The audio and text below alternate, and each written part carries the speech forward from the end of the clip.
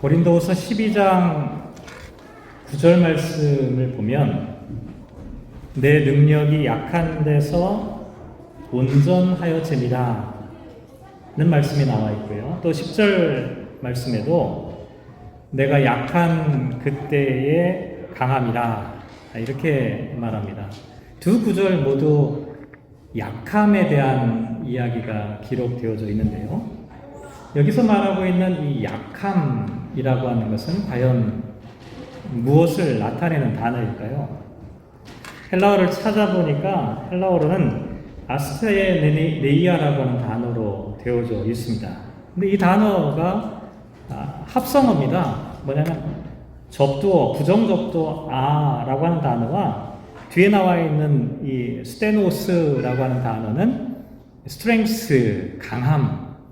근데 이 아라고 하는 것은 부정접두어니까 strength, 강함이 없다. 이게 약함을 나타내는 단어의 뜻입니다.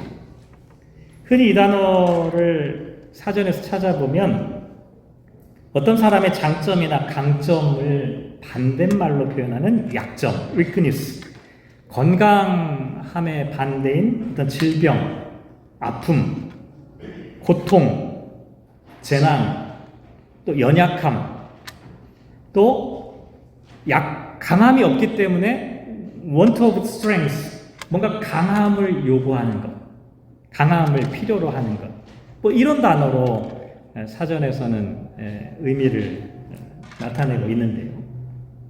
사실 이 말은 우리가 너무나 잘 알고 있는 말이죠. 사도 바울이 약할 때 강함이라. 이 복음서가 가사에도 이 내용이 나와 있기 때문에 교회를 다녀본 사람들에게는 대단히 친숙하게 느껴지죠.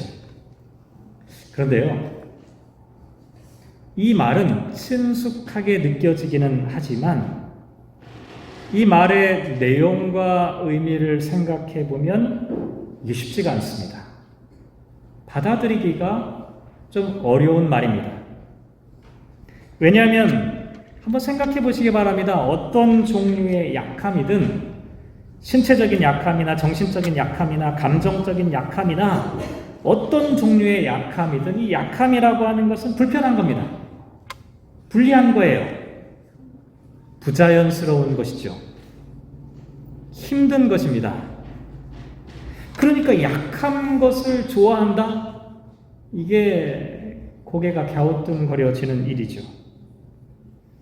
힘이 없어서 억울한 일을 당하거나 병에 걸려서 아파하거나 고통스러운 일을 겪는 것을 좋아하는 사람은 세상에 아무도 없습니다.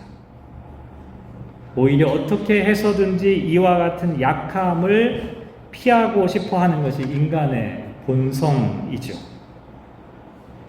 인간은 약함 대신에 강함을 추구하는 존재입니다. 그런데 왜 사도 바울은 약할 때 강하고 나의 여러 약한 것들에 대하여 자랑하겠다고 말하고 있는 것일까? 오늘 구체적으로 사도 바울이 말하고 있는 이 약함이 무엇인지를 좀 생각해 볼 필요가 있는데요. 7절을 보면 사도 바울이 내 육체의 가시 곧 사탄의 사자를 주셨다 이렇게 말합니다.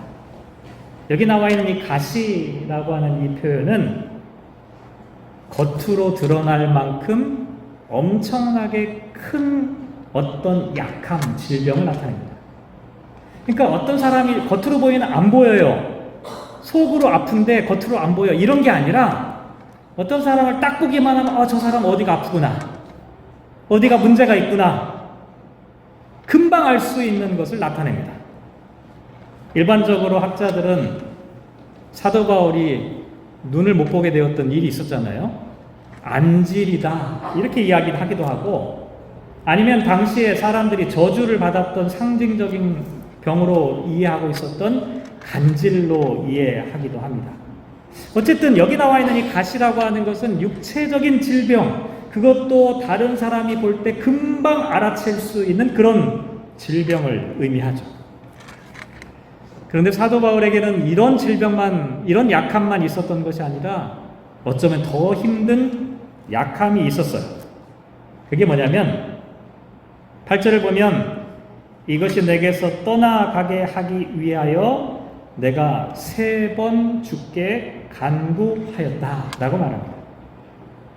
이 3번이라는 표현이 나와 있는데요, 그냥 1번, 2번, 3번 이런 의미가 아닙니다.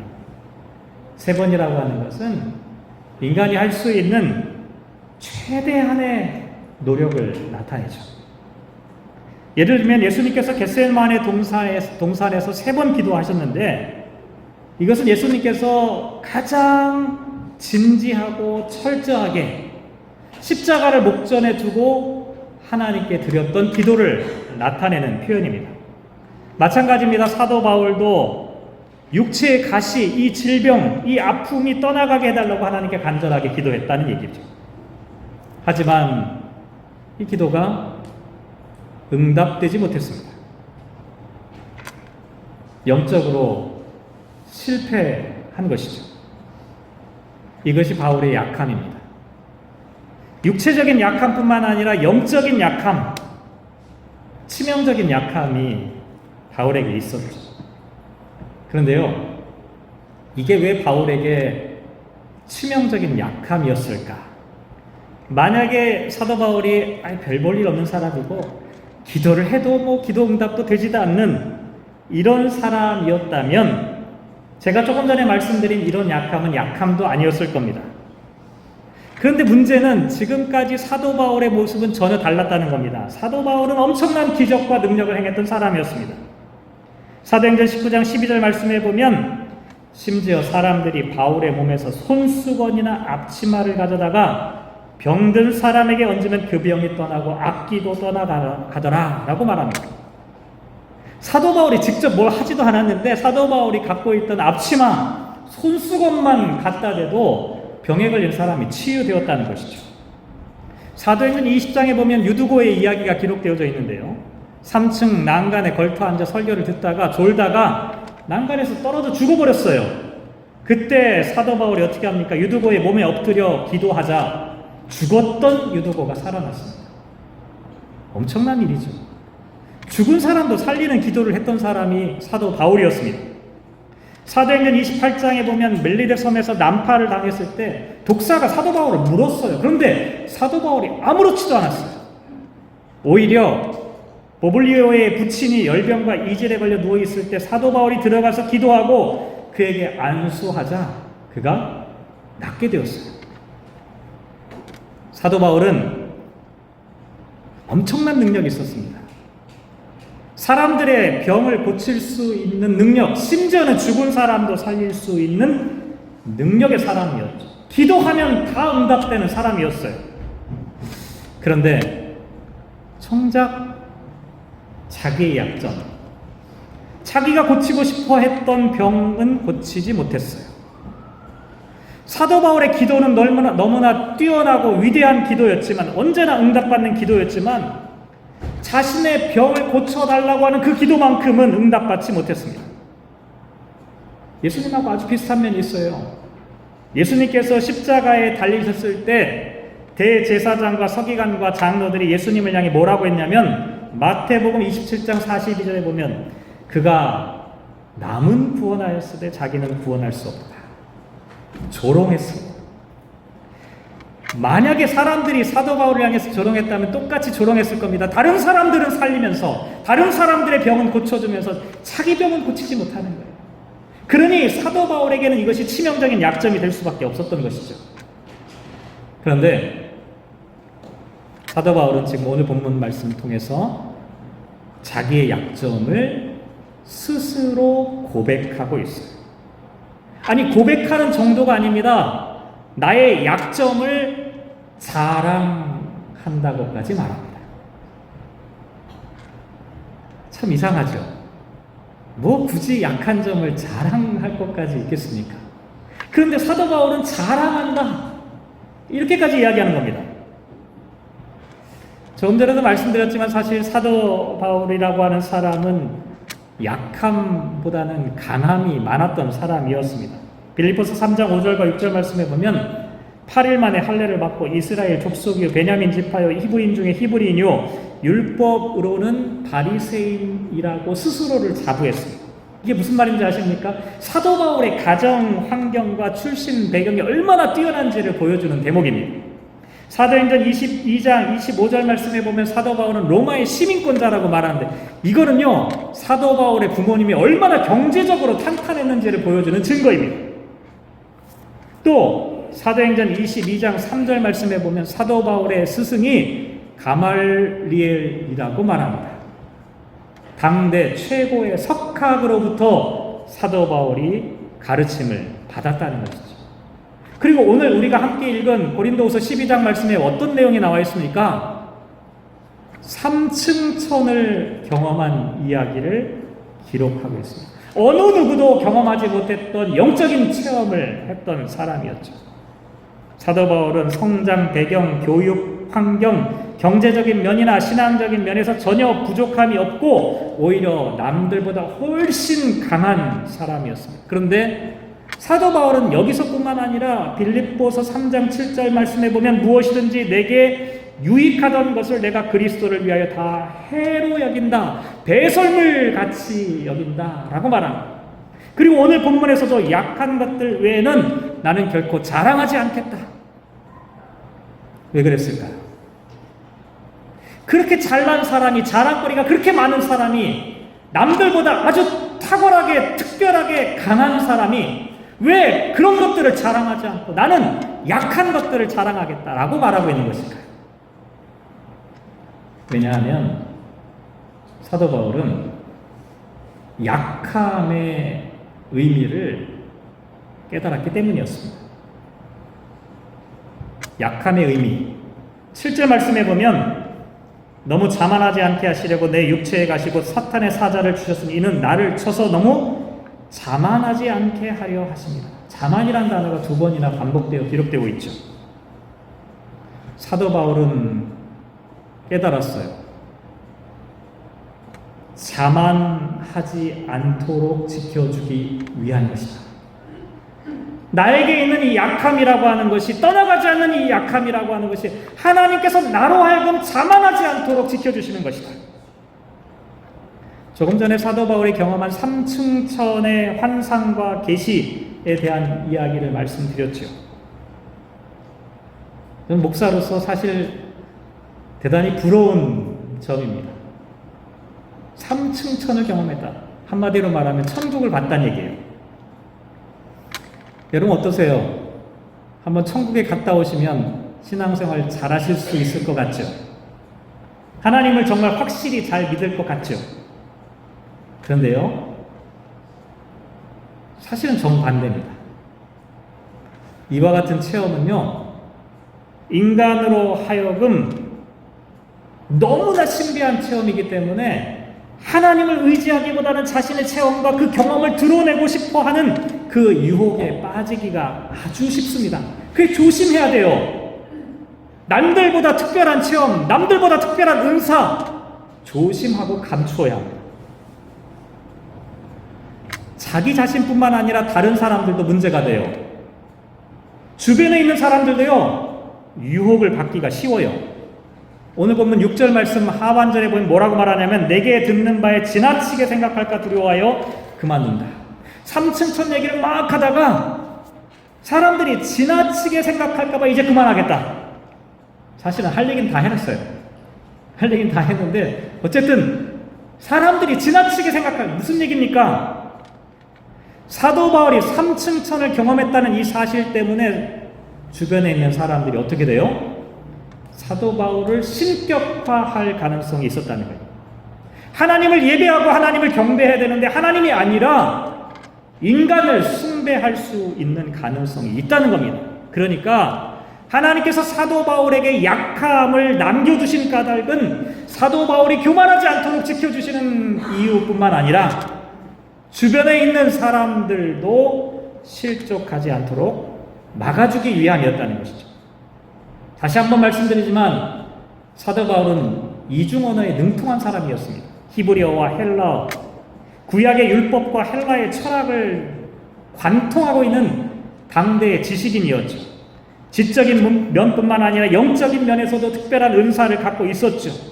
그런데 사도 바울은 동시에 자신의 몸에 있는 가시조차도 스스로 해결할 수 없는 무능력한 사람이었습니다. 사도 바울에게는 한편으로는 어마어마한 능력이 있었지만 다른 한편으로는 무능력이 있었다는 거예요. 이게 사도 바울의 바울됨에 있어서 대단히 중요한 의미를 갖고 있습니다. 사도 바울은 일반 사람들이 생각할 때 너무나 위대한 사람이었지만 투마치 위대한 사람이었어요. 그렇지만 그는 신이 아니었어요. 신적인 존재가 아니었어요. 사도 바울은 자신이 위대하면 위대할수록 더욱더 하나님을 의지할 수밖에 없었어요. 왜 그런지 아십니까? 왜냐하면 자기 자신 안에 너무나 약함이 분명하게 있기 때문이에요. 사도 바울은 이 사실을 잘 알고 있었습니다. 그러니까 사도 바울은 자신의 강함이 아니라 오히려 약함을 통해서 하나님의 능력을 발견하게 되는 거예요. 예수님의 능력을 바라볼 수 있게 되는 거예요. 그러니까 자기의 강함을 자랑하는 게 아니라 오히려 하나님을 볼 수 있도록 하는 그 능력의 원천이 나의 약함이니까 나는 약함을 자랑하겠다라고 말하고 있는 것입니다. 그런데요, 사도 바울이 처음부터 이와 같은 약함에 담긴 하나님의 뜻을 깨달았던 것은 아니었습니다.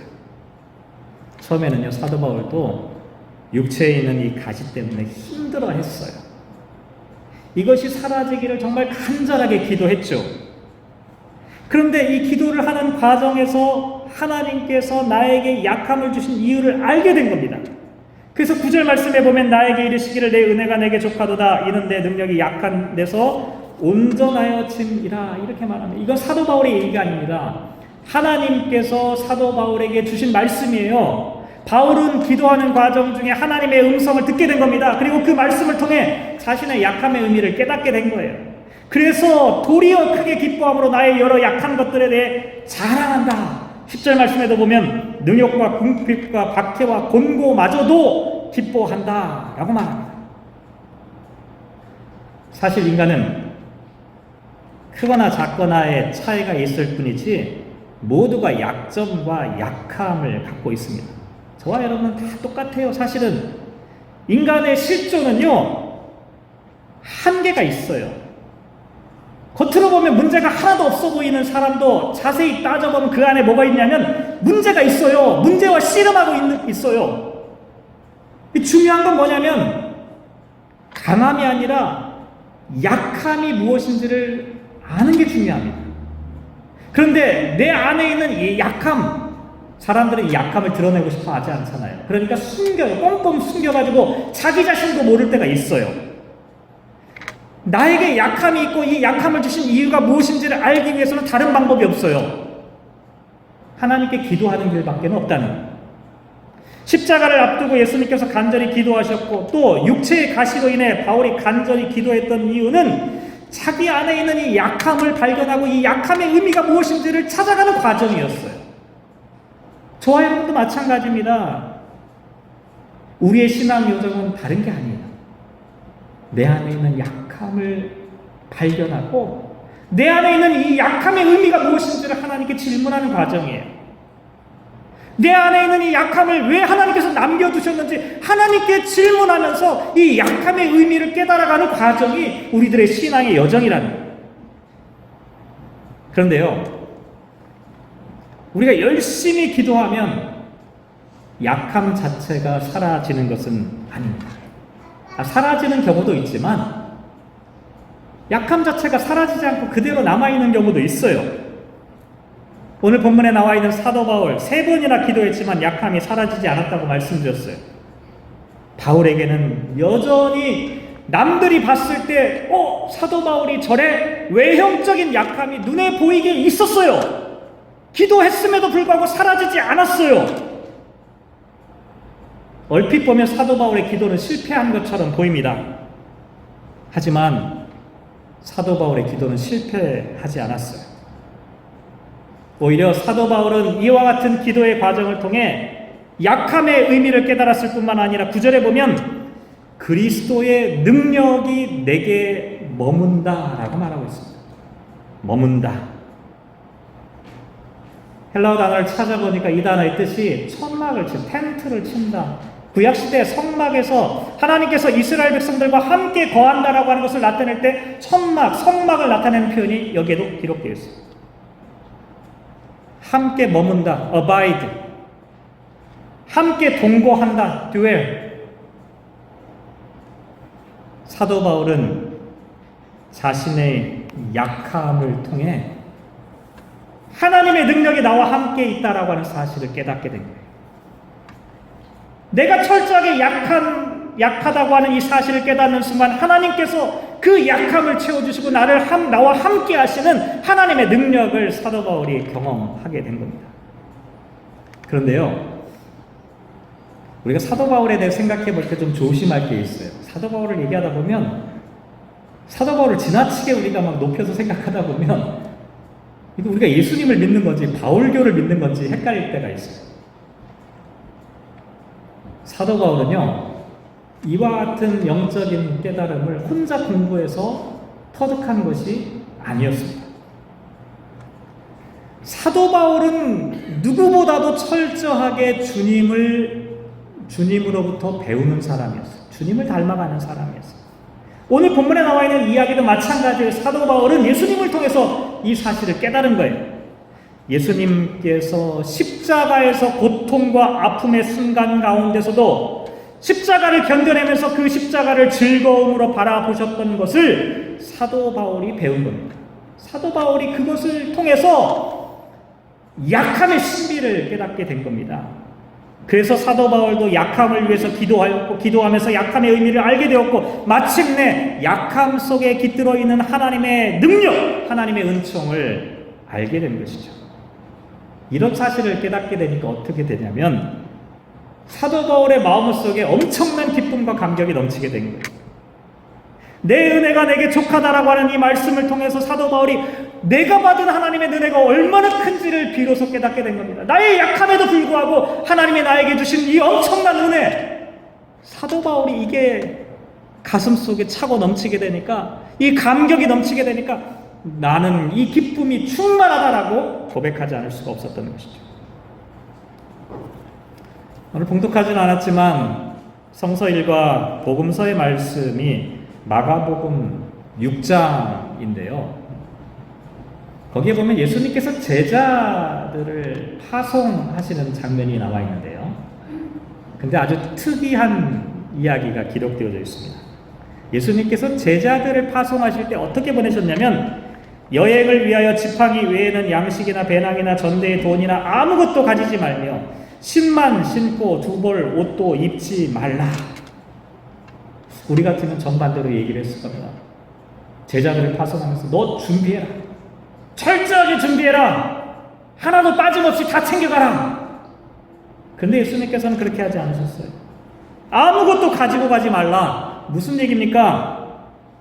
제자들이 복음을 전하러 갈 때 약함을 지니고 가도록 하신 겁니다.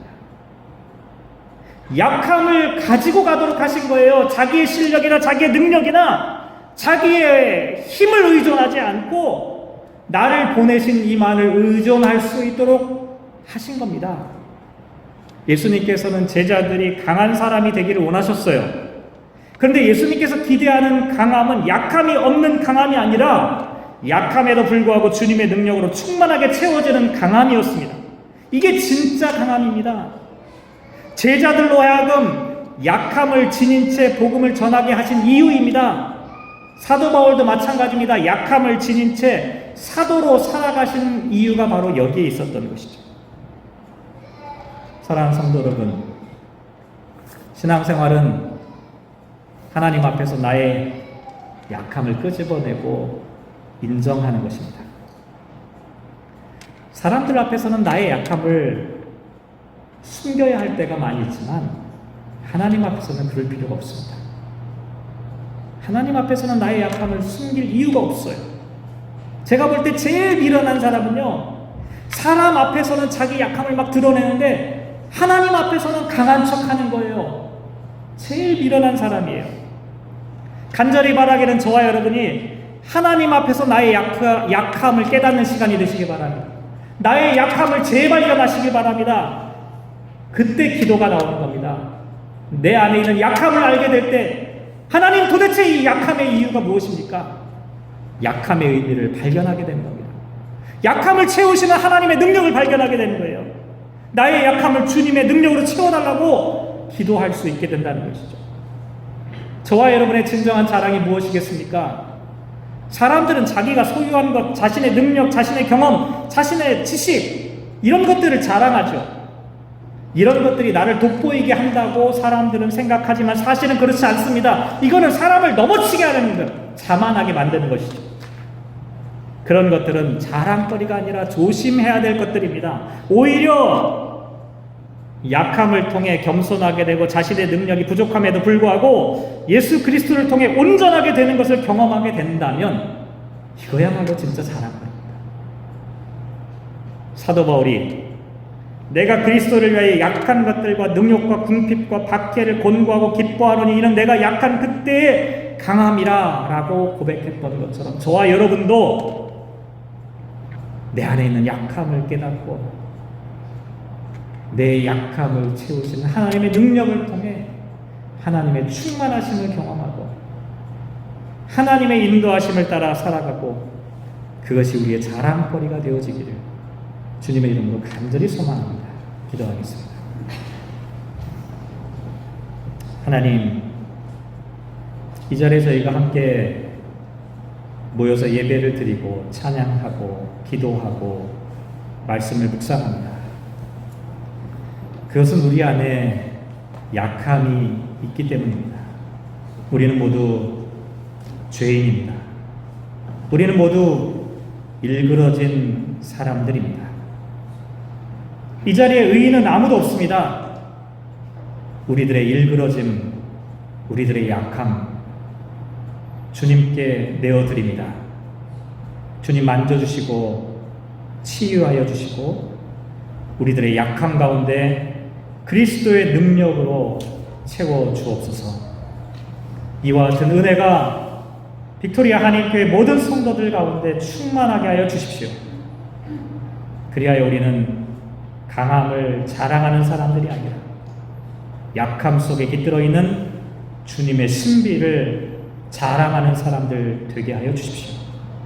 함께 하시기를 간절히 소망하며 이 모든 말씀 예수님의 이름으로 기도합니다.